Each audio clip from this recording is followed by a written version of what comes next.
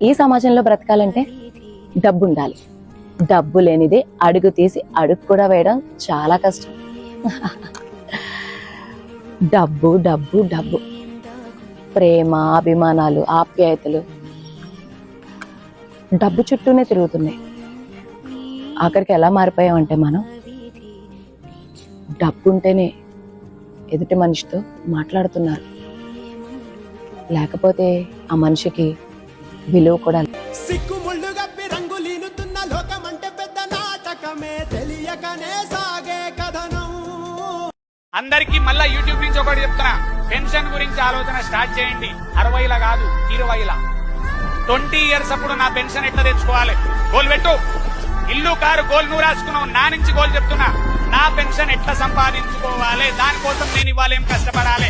65-70 దగ్గర ఆలోచిస్తే ఏముండదు, బెడ్ మీద పడుకొని ఉండవు.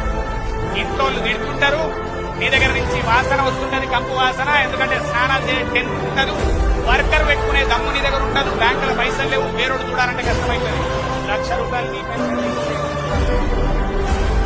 పిల్లలకు తిరుగు ఇట్లా మన్మని రారా, 20 రూపాయలు అక్కడ ఉన్నాయి, 10 రూపాయలు చాక్లెట్ కొనుక్కో, ఇంకో చాక్లెట్ నాకు తీసుకురా, వాడు నీ రూమ్లకు.